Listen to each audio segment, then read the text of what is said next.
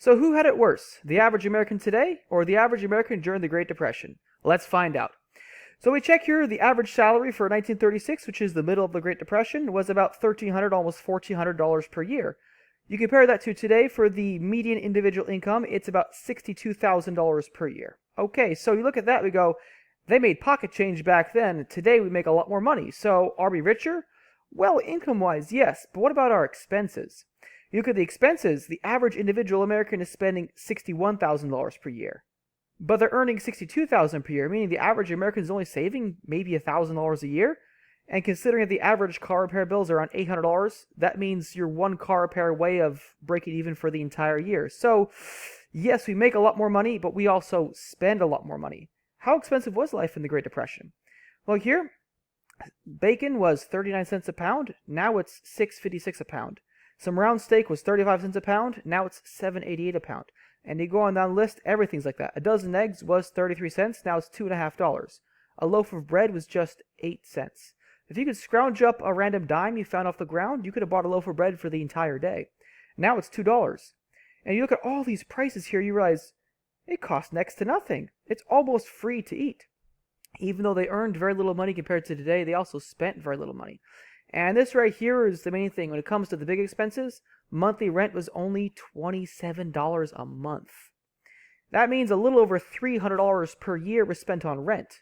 And if the average American is making over $1,300 per year, that means even after paying rent, you had $1,000 left over to deal with all the food. Could you live on $1,000 per year if this was the cost of food? Well, a lot of people did. And so we look at this, we realize, okay, they only spent a small percentage of their paycheck on rent, whereas today, people are spending almost everything they have. I mean, look here, average housing is almost $1,800 per month. Back then, it was $27 per month. So yes, they earned a lot less money, but they spent even more less. So in a way, life was better back then because you had more disposable income. However, there are other considerations to make, like, for example, debt. Here, I couldn't find any specific numbers on how much debt they had in the 1930s, but it does say personal debt was much lower than today, as Americans didn't have credit cards or zero down payment home loans. So a lot of Americans didn't have debt back then, or if they did, it was much, much less. And because of that, they had fewer monthly payments. And so it is possible to live on a very small budget if you don't have any monthly payments, if you don't have any bills to pay on. That's why, at the Financial Optimist here, I promote the debt-free lifestyle. Like me, I've never borrowed a penny my entire life. I never will. I paid cash for my cars. I paid cash for my college degrees. I paid cash for this house here behind me.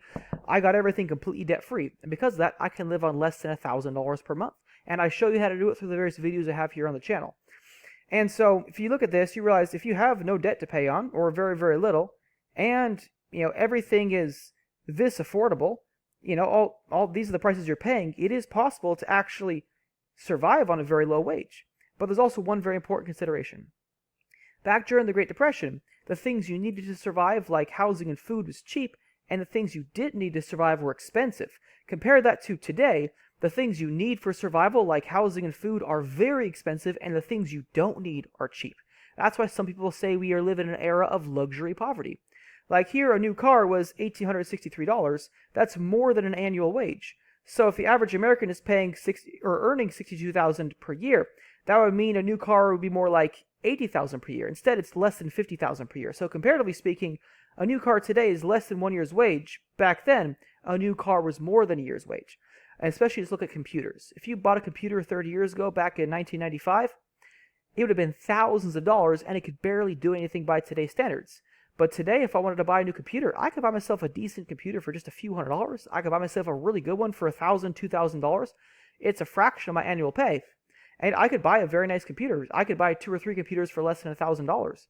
And so, but do I need another computer? No, it's something I don't really need. I already have one that works fine. How about all the little gizmos and trinkets we buy? People fill their house with all kinds of clutter. Much of it you don't need, but it was cheap, it was affordable. And so you look at that, you realize, the only things we can afford are the things we don't need, but the things we do need are too expensive to buy. And so people back in the Great Depression, they didn't waste their money. They got the necessities, and they simply cut back on luxuries, like movie tickets. Like, look here, shows mini golf was 25 cents a round. Dance marathons, 25 to 50 cents a round. Coast to coast round trip flight, $2 or $260. So, these are things you could cut out of your budget if you want to save money, and you could do that today as well. But when it comes to saving money on the monthly budget, the big area is housing, transportation, food, healthcare, utilities. I mean, those are really big areas that weren't really that big back then. And there's one more consideration. Back in the day, everything was made in America. It was high quality. If you bought something in the Great Depression, it lasted you for years. You bought yourself a nice jacket in the 1920s. That same jacket lasted you all through the Great Depression, World War II, and many years after that. Today, if you buy something, it breaks. Yes, you can buy a jacket for, $50 or less, but then it breaks. You can buy a pair of shoes for $20, but then it breaks. So yes, we can buy things for a lower price, but the quality is so low you have to buy them again and again and again. Back then, if you already owned quality items, they could have lasted you for the entire Great Depression and never broke on you. And so I would argue that the younger generation today who isn't well established and doesn't have a house and is, making less than the average income, I would argue they had it even worse than the Great Depression had it.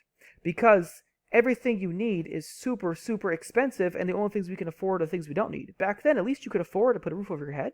At least you could afford food. You could afford the basics. You just didn't go to the movie theaters. You didn't buy a car. You didn't do the things you didn't need to do. But you could at least survive. And of course, if you ever look at stories of the Great Depression, you see a lot of books people write about how people found odd jobs. They found broken furniture and fixed it up, or they would go get various types of gig work here and there, making little odds and ends. So long as it earned you a few pennies, you could buy a loaf of bread. Today, that doesn't work that way. Anyways, I'd love to hear your thoughts on the matter, so go ahead and drop a comment below down in the comment section. I'd love to hear your questions and answer them. Otherwise, thank you for watching and have a great day.